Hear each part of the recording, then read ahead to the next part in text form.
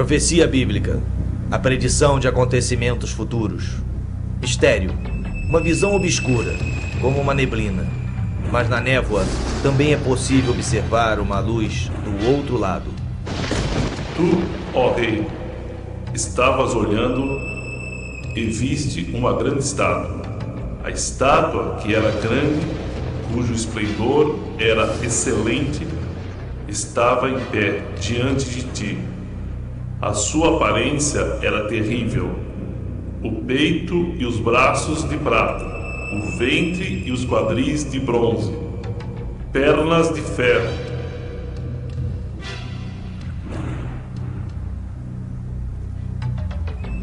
Estavas vendo isto quando uma pedra foi cortada sem auxílio de mãos. Este é o sonho e também a sua interpretação. Diremos ao rei. E para onde caminha a tecnologia? Será que o microchip resolverá os problemas do mundo e dará a todos mais tempo para gozarem a vida? Ou estará abrindo caminho para os olhos sempre vigilantes do Big Brother? A internet promete facilitar a nossa vida, conectando-nos a milhões de pessoas em todo o mundo. Mas será que com isso estará fragmentando a família e destruindo a privacidade? Segundo uma recente pesquisa, 6 em cada 10 norte-americanos consideram que o fim do mundo acontecerá num futuro não muito distante. 49% acreditam que haverá o anticristo e 44% acreditam na batalha final do Armagedon. Haverá um Armagedon? De acordo com a Bíblia, sim, mas não agora. Antes virão alguns acontecimentos catastróficos descritos detalhadamente nas profecias do Antigo e do Novo Testamento. Espantosamente, dos 66 livros da Bíblia, que incluem o Antigo Testamento judaico e o Novo Testamento cristão, 18 são dedicados apenas a predições de acontecimentos futuros, e quase que 1 de cada 2 livros contém alguma profecia significativa. Israel, o berço da profecia. Mais profetas andaram por este poeirento pedaço de terra, que tem aproximadamente 80 km de largura e 400 km de comprimento, do que em qualquer outro lugar da face da terra. Profetas judeus previram não só a história do seu próprio povo com detalhes incríveis, mas também a ascensão e queda de impérios, bem como o destino da raça humana. A profecia do profeta Daniel, mais fácil de se entender, é a interpretação do sonho de Nabucodonosor. É uma das profecias mais espantosas já dada ao homem.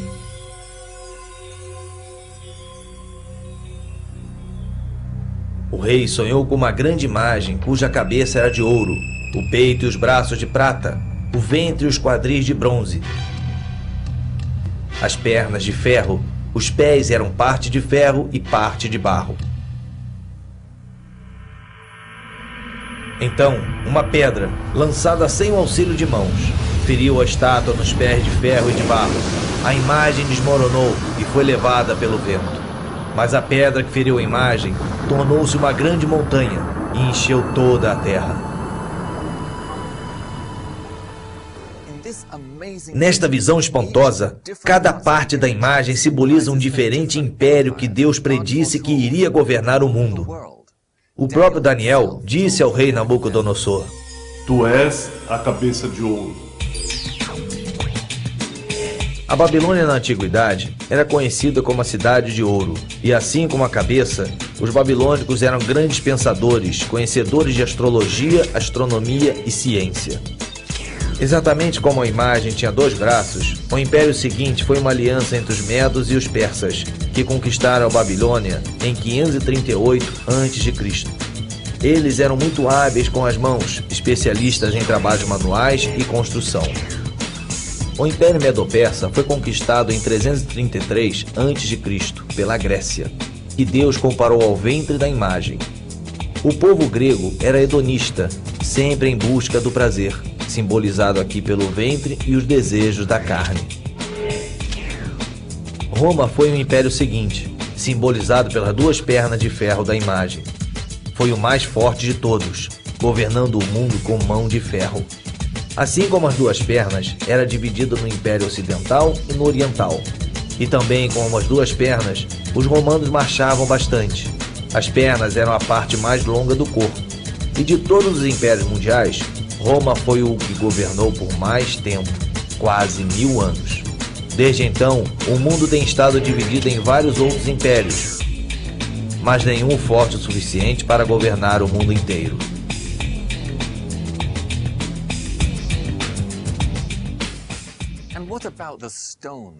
O que significa a pedra lançada sem o auxílio de mãos, que fere a imagem nos dedos e a estraçalha? As profecias de Daniel podem parecer um pouco complicadas, mas é significativo o fato de conseguirmos entender estes mistérios, porque Deus disse a Daniel: Tu, porém, Daniel, encerra as palavras e sela o livro, até o tempo do fim. Muitos o esquadrinharão e o conhecimento se multiplicará. Porque essas palavras estão encerradas e seladas até o tempo do fim. But the book of Daniel today is a little bit more clear. First, because of the establishment of Israel, I believe. Secondly, because several things have happened already in the history that Daniel predicted and happened. Some of it had to do with the vision of the image that King Nebuchadnezzar have seen, with the different, main powers that will control the earth and what will happen.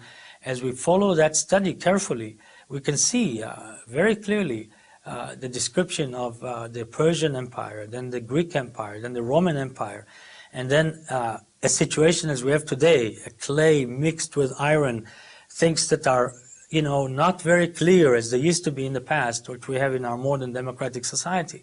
And so when you follow that, you can follow a little bit the book and see the fulfillment of some of the prophetic words. So it's not as sealed as it used to be. I do believe there are certain things that's still hidden from our eyes that Daniel talks about, and a good study, a thorough study, will open it up before those who really study it, along with the book of Revelation.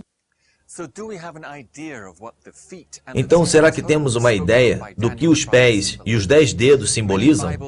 Muitos estudiosos da Bíblia concordam numa interpretação chocante desta parte da imagem, relacionada bastante com Israel e seu futuro em breve. Antes de entrarmos nas profecias do futuro próximo, vamos analisar as profecias já cumpridas, pois nos darão uma melhor ideia de como Deus se comunica através de linguagem profética. Poderia-se dizer que tanto a raça judia como a árabe foram concebidas através de profecia. Deus disse a Abraão, o pai de ambas as raças, que ele deveria sair do país de Harã para a terra que ele lhe mostraria. A Bíblia relata que Abraão obedeceu sem saber aonde ia. Deus prometeu-lhe: eu multiplicarei a tua semente como as estrelas do céu e como a areia do mar. Uma aparente impossibilidade, pois não só sua esposa Sara era estéril, mas ela já tinha 90 anos de idade. Sendo assim, o primeiro filho de Abraão, Ismael, nasceu de uma mulher egípcia chamada Agar, serva de Sara. Ismael se tornou o pai das 12 nações árabes, que hoje estão espalhadas pela Ásia e África. No versículo 20 do capítulo 17 do Gênesis, Deus fala sobre Ismael. Eu o multiplicarei extraordinariamente, gerará 12 príncipes e dele farei uma grande nação. A minha aliança, porém, estabelecerei com Isaque, que Sara te dará neste tempo, daqui a 1 ano. No ano seguinte, aos 91 anos de idade, Sara deu à luz a Isaque, que se tornaria o pai de Jacó, cujos 12 filhos seriam os patriarcas das 12 tribos judaicas.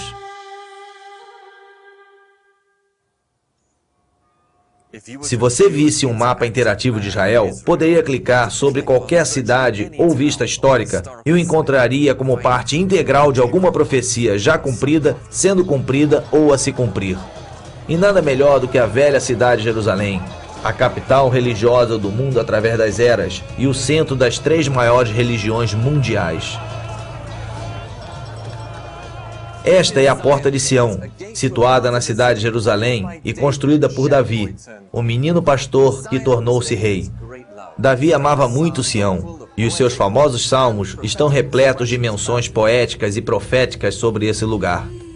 Agora o seu corpo descansa neste túmulo, no lugar que ele tanto amava. O Monte Sião originalmente significava a cidade de Davi. Durante uma época foi a parte mais importante de Jerusalém, mas hoje é um campo de cultivo, um cumprimento da profecia de Miqueias. Sião será lavrado como um campo. Depois da morte de Davi, seu filho Salomão construiu o primeiro templo judaico no alto do Monte Moriá, o local onde Abraão ia sacrificar Isaque, seu filho, obedecendo ao que Deus lhe dissera. A partir de então, o Monte Moriá tornou-se Sião, o mais importante de todos os lugares sagrados para os profetas judeus daquela época. O primeiro templo, edificado pelo rei Salomão, foi destruído em 586 a.C. pelo exército babilônico do rei Nabucodonosor. Reconstruído em 516 a.C., o segundo templo permaneceu em pé por 656 anos, até ser destruído pelos romanos em 70 d.C., um cumprimento da profecia dada por Jesus. Pouco antes de sua morte, ele disse aos seus discípulos: Vês esses grandes edifícios, não ficará pedra sobre pedra que não seja derrubada. Jesus predisse que o templo seria derrubado pedra por pedra. Isso foi cumprido literalmente 40 anos mais tarde pelo exército romano do imperador Vespasiano, sob o comando do general Tito. Jerusalém foi saqueada e incendiada, e 100.000 judeus foram crucificados em diferentes pontos da cidade. Os romanos então queimaram o templo, construído principalmente em madeira e decorado com ouro e prata. O ouro e a prata derretidos escorreram pelas fendas entre as grandes pedras do alicerce. Os romanos arrancaram as pedras para retirarem todo o ouro e a prata. Sendo assim, não ficou uma única pedra sobre pedra, um cumprimento literal da profecia de Jesus Cristo. Tudo o que restou do templo foi um grande muro de contenção de pedra, nivelando o local onde foi alicerçado o templo, no topo do Monte Moriá. Esse local hoje é conhecido como o Muro das Lamentações, onde os judeus vão orar pela vinda do Messias. Depois que Jerusalém foi saqueada pelos romanos em 70 d.C., o povo judeu dispersou-se por todas as nações da terra, a diáspora profetizada por Moisés no livro de Levítico. Espalhar-vos-ei entre as nações, e desembainharei a espada atrás de vós. A vossa terra será assolada, e vossas cidades ficarão desertas. Por quase 1.900 anos, eles se agarraram às muitas profecias nos escritos sagrados do Antigo Testamento, de que um dia eles retornariam. Este é provavelmente o imóvel religioso mais explosivo do mundo. Monte Moriá, o local sagrado onde durante toda a história judaica os judeus fizeram os sacrifícios de animais. Segundo a tradição islâmica, foi dali que o profeta Maomé ascendeu ao céu no século VII. E de acordo com a profecia, aqui é onde será construído o terceiro templo judaico.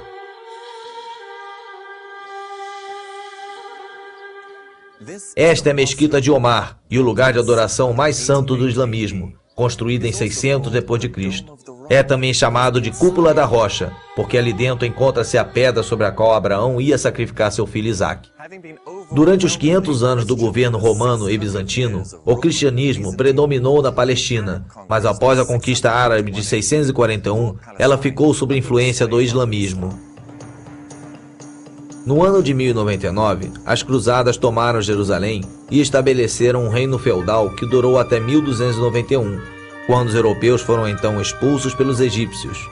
Em 1516, a Palestina passou a fazer parte do Império Otomano por 400 anos, até ser dominada pelos britânicos no final da Primeira Guerra Mundial, em 1918. Segundo uma profecia muçulmana, Jerusalém seria conquistada por um profeta de Deus e tomada pacificamente.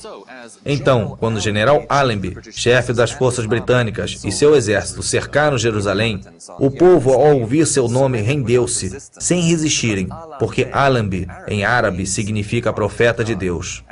Precisamente aqui, nesta porta da cidade de Davi, Allenby declarou a vitória em nome das forças britânicas e aliadas.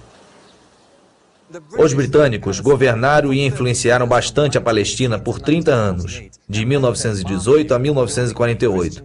Construíram muitas igrejas cristãs e restauraram locais de descobertas arqueológicas. Sem saberem, eles ajudaram a cumprir outra profecia. Esta é a cidade de Haifa, a joia do Mediterrâneo, e local de passagem para Israel.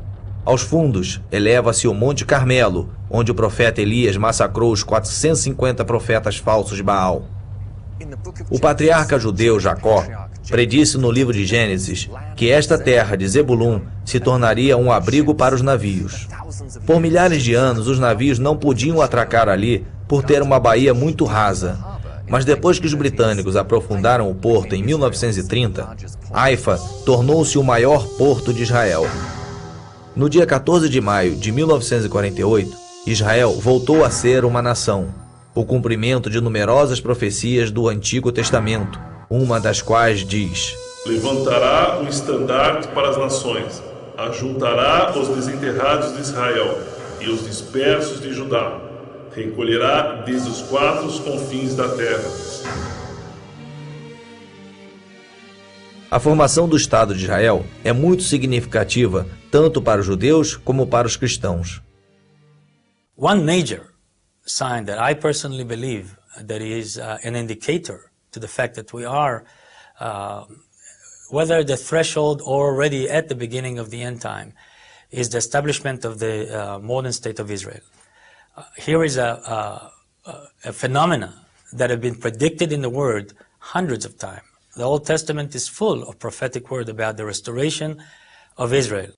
Ao mesmo tempo que os cristãos buscam sinais indicadores da volta de Jesus, os judeus buscam sinais da vinda do Messias.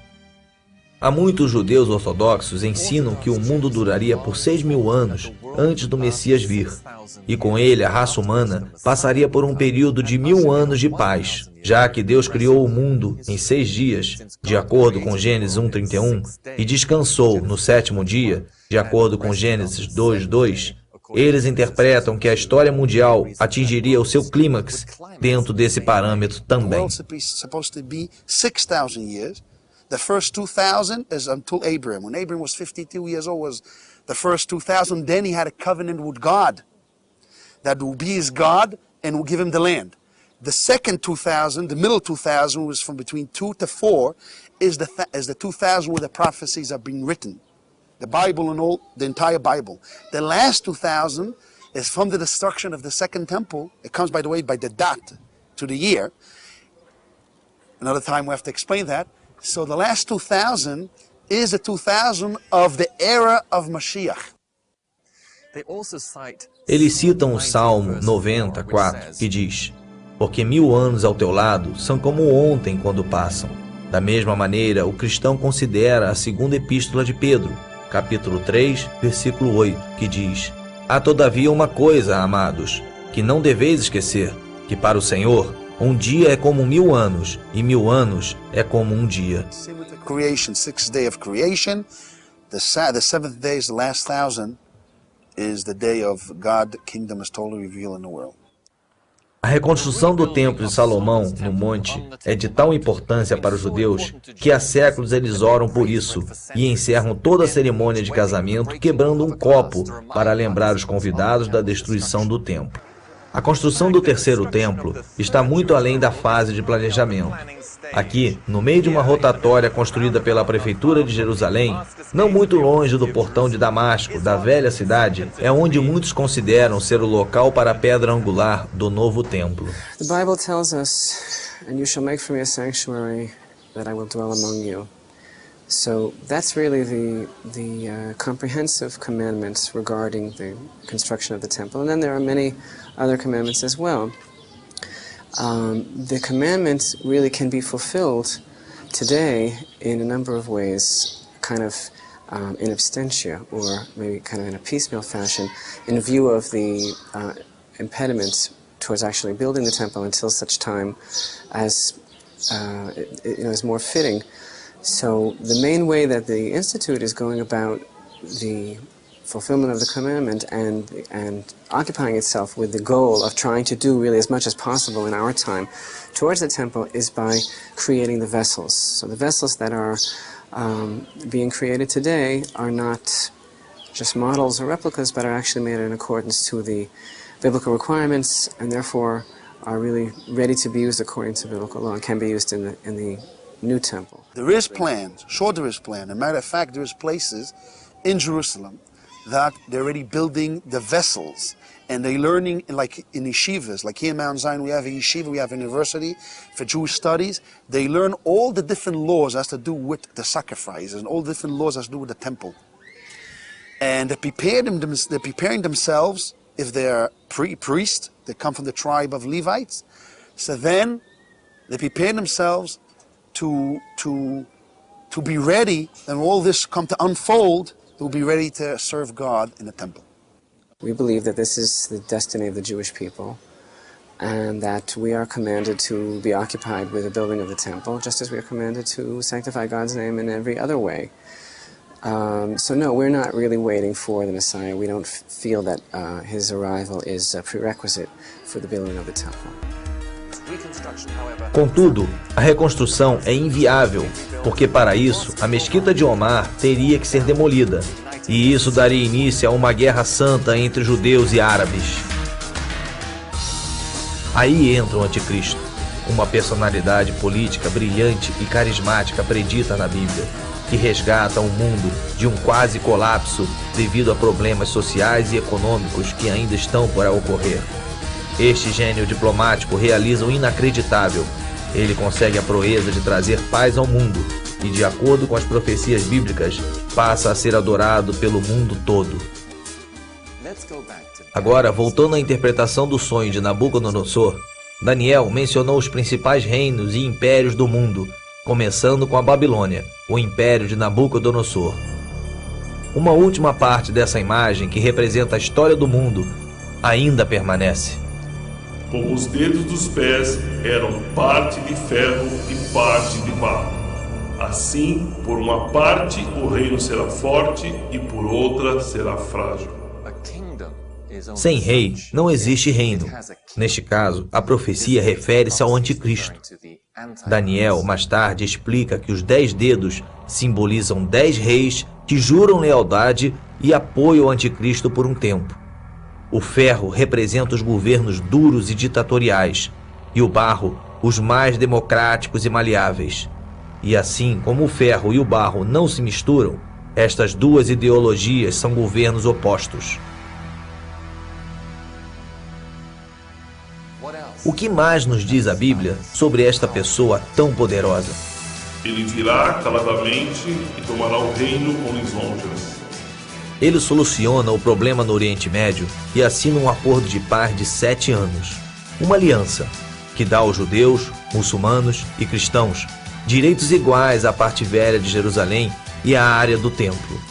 Parte deste acordo permite que os judeus reconstruam o seu templo. Como ele vai solucionar o problema do local para a reconstrução ainda é um mistério, embora a Bíblia indique que ele descobrirá uma maneira. As we know, the Antichrist will be a figure of man who proclaim peace that will attract the world with what we call today the New World Order. Very similar kind of concept, a New World Order of peace and harmony and tranquility, of living together. That person will be very attractive, probably very intelligent, and very well able to communicate, where he will attract people to believe in the peaceful solutions that he will bring to humanity. E ele confirmará uma aliança com muitos por 7 anos. O profeta Daniel diz que o anticristo trabalhará enganosamente e usa a palavra vil para descrevê-lo. Tendo conseguido a confiança e a adoração do povo, depois de 42 meses, ou seja, 3 anos e meio no poder, ele rompe repentinamente a aliança de paz com Israel e invade do norte, fazendo cessar a adoração no templo e revelando a sua verdadeira personalidade e intenções. A profecia indica que nessa hora, o líder mundial fica possuído por Satanás e declara-se Deus. devil all along is trying to imitate God. He's trying to be like God, trying to rebel against God by being as strong and as powerful in influencing mankind like God does. And so the Antichrist will have a lot of aspects that will appear as, portrayed for the Messiah, for Christ. He may be a very powerful man. He may even do some supernatural acts. We don't know. May have some power given to him by the devil that will create some supernatural manifestations. Yes, I do believe people will confuse him with Christ, and those that are not deeply engaged with relationship with God and understand the Word of God good today may fall into that deception. A profecia nos diz: O homem do pecado será revelado, o filho da perdição, o qual se opõe e se levanta contra tudo que se chama Deus ou é objeto de culto, de sorte que se aceitará como Deus no templo de Deus, querendo parecer Deus. Na metade da semana, para cessar o sacrifício e a oferta de manjares. Foi ali, no Monte das Oliveiras, que Jesus acrescentou uma instrução muito clara em relação à profecia de Daniel, dizendo aos seus seguidores como agir quando o anticristo fizesse cessar o sacrifício no templo e estabelecesse a abominação da desolação, ou seja, a sua própria imagem como um Deus, em algum ponto do lugar santo, no templo neste monte. Quando, pois, virdes a abominação de desolação de que falou o profeta Daniel no lugar santo, então os que estiverem na Judeia fujam para os montes. Quem estiver sobre o telhado não desça a tirar de casa coisa alguma. E quem estiver no campo não volte atrás para pegar a sua capa.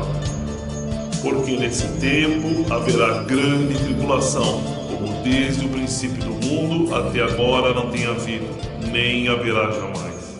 Esta abominação da desolação, descrita pelo profeta Daniel e Jesus, é também chamada de imagem da besta, no livro do Apocalipse.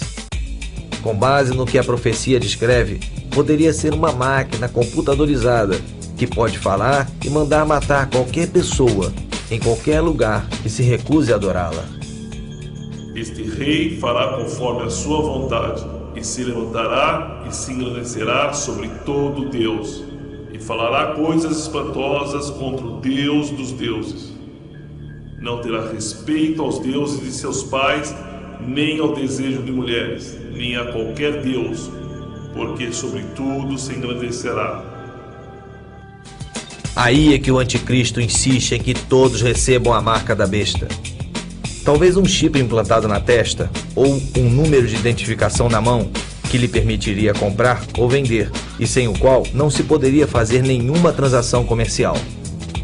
A todos, os pequenos, os grandes, os ricos e os pobres, os livres e os escravos, faça que lhe seja dada certa marca sobre a mão direita ou sobre a fronte, para que ninguém possa comprar ou vender, senão aquele que tem a marca, o nome da besta ou o número de seu nome. Ora, esse número é 666. Pela primeira vez na história, existe uma infraestrutura tecnológica para um ditador mundial se encaixar numa sociedade ao estilo Big Brother, sem dinheiro. O papel moeda está desaparecendo e sendo substituído por cartões de plástico com uma faixa magnética ou chips. Mas nem todos serão engodados pelo anticristo. Ele não conseguirá estabelecer o seu governo mundial completamente. Daniel prediz que algumas nações se rebelarão e se recusarão a adorá-lo ou receber a marca, principalmente nações cristãs, judias e muçulmanas, a maioria das quais rejeita a adoração a ídolos. O anticristo reage iniciando a pior perseguição em massa em toda a história. Sobre isso, Jesus diz: Se aqueles dias não fossem abreviados, nenhuma carne se salvaria, mas por causa dos escolhidos serão abreviados. Esta caçada humana, semelhante à perseguição romana contra os primeiros cristãos, só que muito pior, vai durar 3 anos e meio e é conhecida como a Grande Tribulação.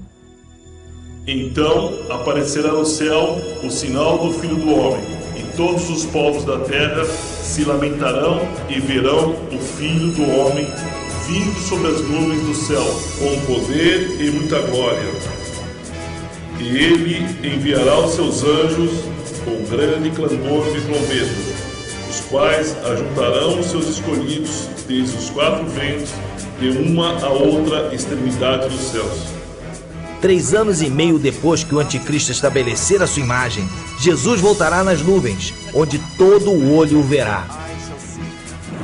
Ele reunirá aqueles que lhe permaneceram fiéis através da grande perseguição do anticristo, literalmente tirando-os da terra e indo ao seu encontro nas nuvens. Com os seus fiéis a salvo, começa então o juízo de Deus contra o anticristo e seus seguidores.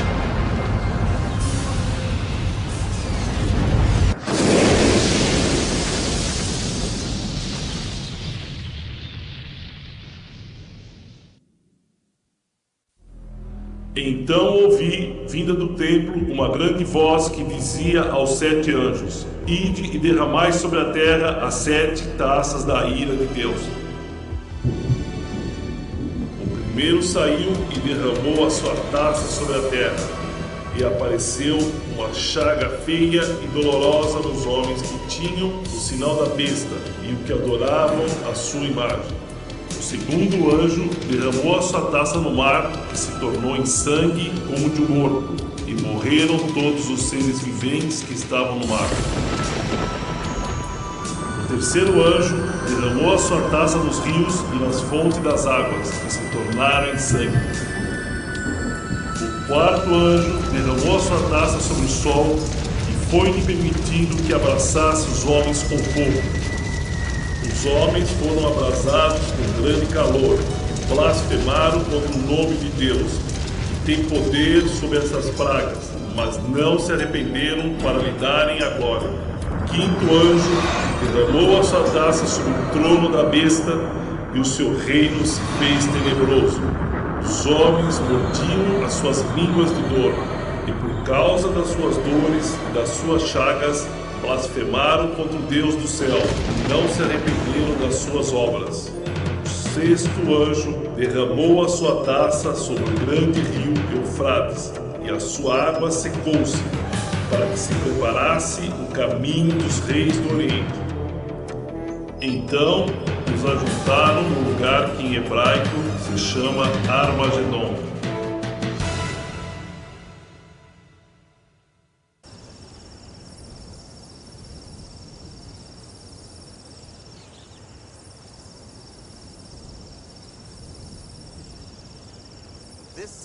Este é o Vale de Megido, também conhecido como Vale Esdraelon em Israel. Armagedon, em hebraico, significa colina de Megido, e é um grande monte em forma de cúpula no vale.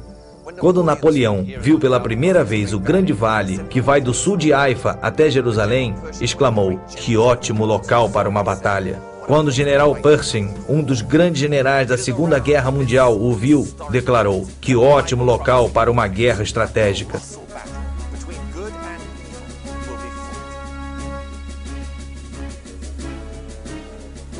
É ao redor deste monte histórico que a profecia bíblica indica que será travada uma batalha colossal entre o bem e o mal. Os exércitos do Senhor no céu preparam-se para a batalha. Enquanto o anticristo está envolvido na batalha, Jesus e os seus filhos ressuscitados surgem com uma invasão celestial. O anticristo vira suas armas contra o exército celeste e inicia uma batalha como nunca houve na terra, a Batalha de Armagedon.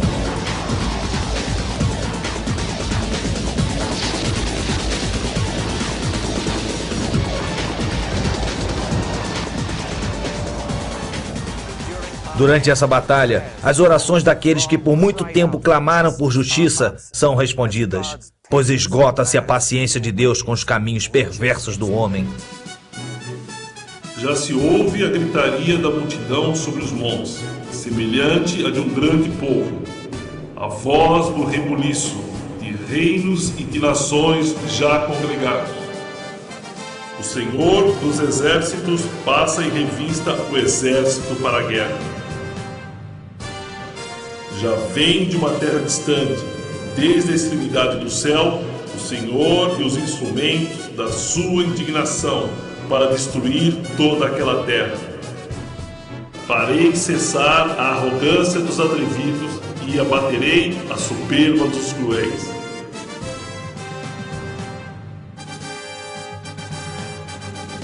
Estavas vendo isto quando uma pedra foi cortada, sem o auxílio de mãos, a qual feriu a estátua nos pés de ferro e de barro e os esmiuçou. Jesus muitas vezes é chamado de pedra angular, o início de um novo alicerce no tempo, um alicerce espiritual.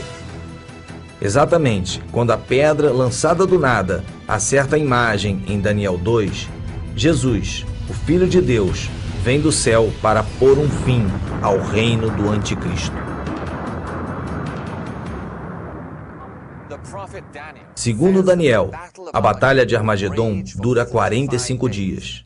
O Anticristo é jogado vivo num lago de fogo e seus seguidores malignos são massacrados. A carnificina será tal que o profeta Ezequiel diz que só em Israel levará 7 meses para enterrarem todos os mortos e 7 anos para limparem o metal torcido e os armamentos destruídos. A batalha já vencida, Jesus mais uma vez pisa na terra, aqui no Monte das Oliveiras. Naquele dia estarão os seus pés sobre o Monte das Oliveiras, que está defronte de Jerusalém para o Oriente. O Monte das Oliveiras será fendido pelo meio, para o Oriente e para o Ocidente, e haverá um vale muito grande. Metade do monte se apartará para o norte e a outra metade para o sul, e o Senhor será o rei sobre toda a terra. Os sismólogos informam que o Monte das Oliveiras está situado sobre uma falha geológica e que existe uma rachadura que corta o monte ao alto, de norte a sul. When we look at Mount of Olives, which is not far away from where we're sitting right now, we can see that the literal fulfillment of this verse can very easily happen. One thing we do know is that Christ will come physically. His appearance is very important because it says the eyes of men will behold him. There's also going to be a supernatural manifestations all over. The whole earth at one minute will see him. And so there would be some kind of a supernatural phenomena from the heavenlies that will attract the entire attention of the earth. It has to be.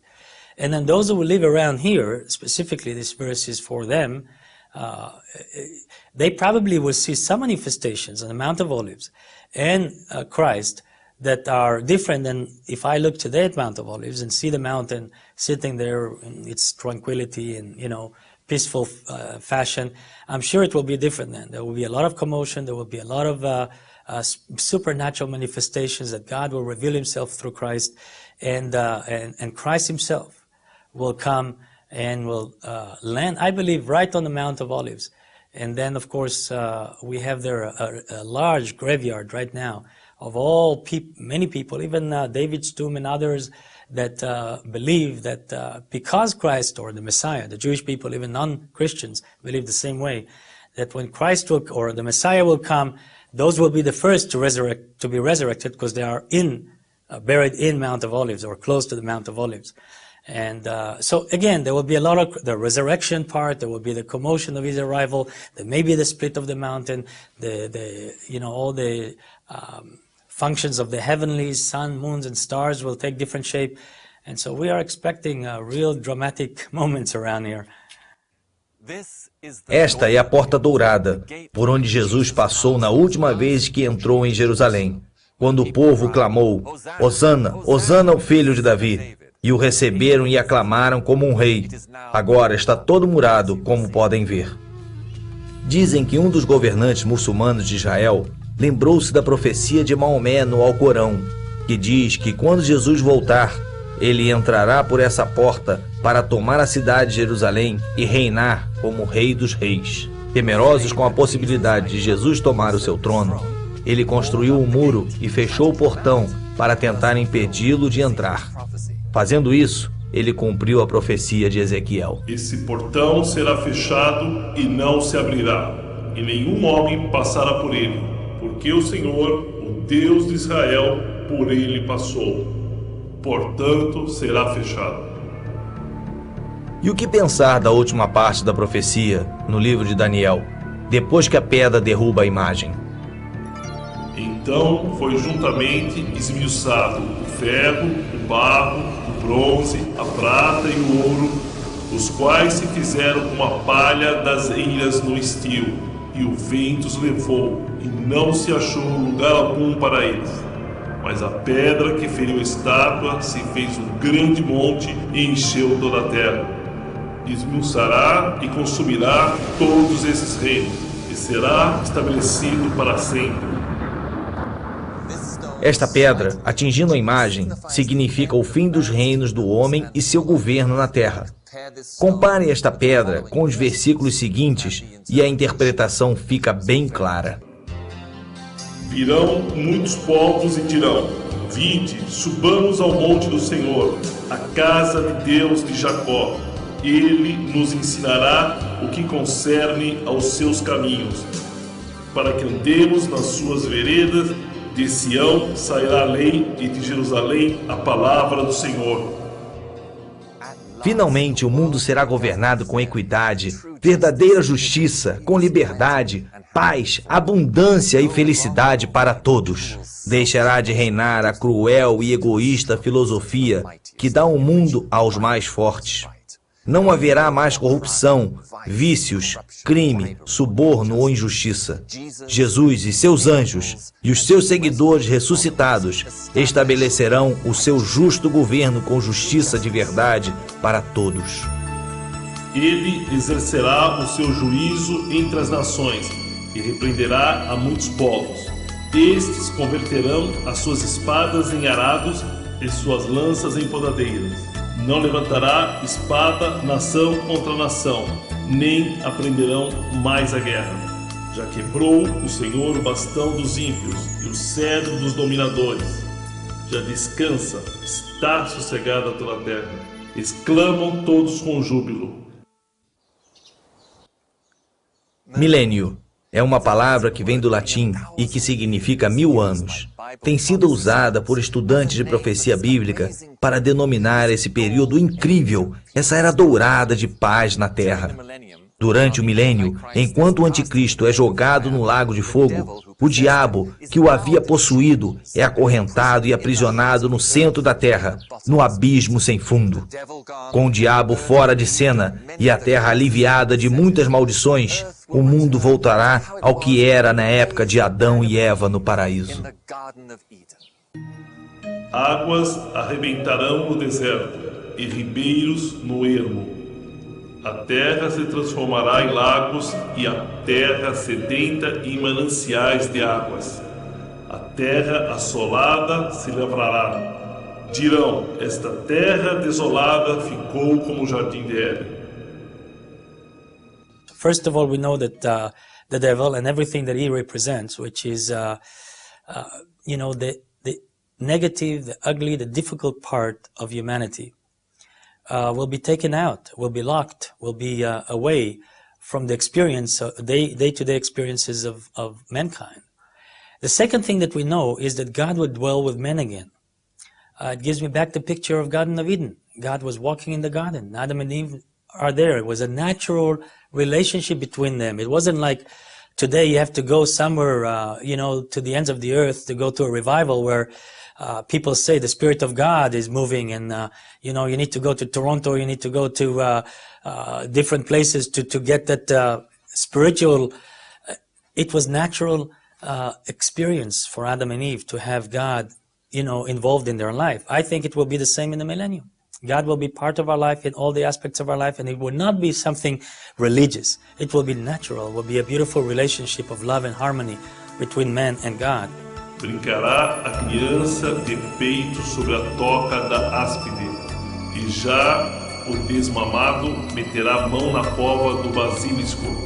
Morará o lobo com o cordeiro, o leopardo com o cabrito se deitará, a vaca e a ursa pastarão juntas. Seus filhos juntos se deitarão, e o leão comerá palha como o boi. Humanity will not be an enemy to each other. A lion and a lamb cannot dwell together today. But also in Yugoslavia, for example, the Serb and the Albanians cannot live together, and in Turkey, the Kurdistan people and the Turkish cannot live together, and in Israel, the Arabs and the Jews cannot live together. In other words, the same picture that we see of the animal world, this violent action for survival and all this aggression between certain groups of animals to others, we see that in humanity in a different way.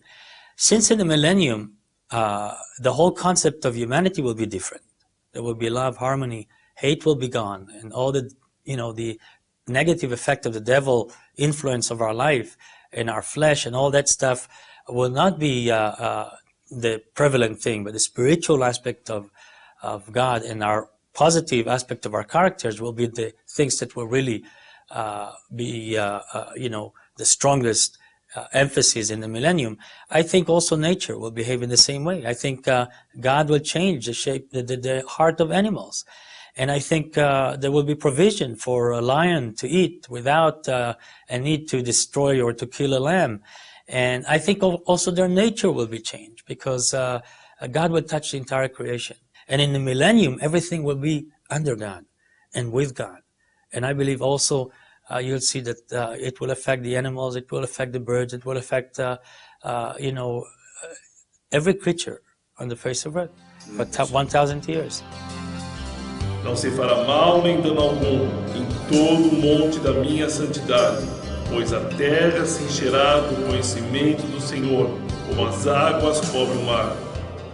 The devil will be locked for 1,000 years, and then later on he will be released. So there will be some kind of connection to him that we don't understand how it will be, but those will be immobile, unable to influence society for 1,000 years. They are limited in those 1,000 years with their powers and their ability to influence humanity.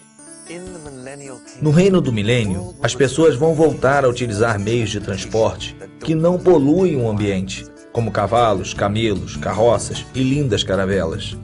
Também não haverá mais grandes cidades, indústria pesada, fábricas com chaminés soltando fumaça e poluindo, e maquinário destrutivo. O mundo voltará a ser uma sociedade agrária, vivendo em pequenas, tranquilas e aconchegantes comunidades rurais. Não será como se a Terra tivesse voltado atrás no tempo. Haverá conveniências modernas e tecnologia avançada, mas nada que cause mal ou destrua o ambiente.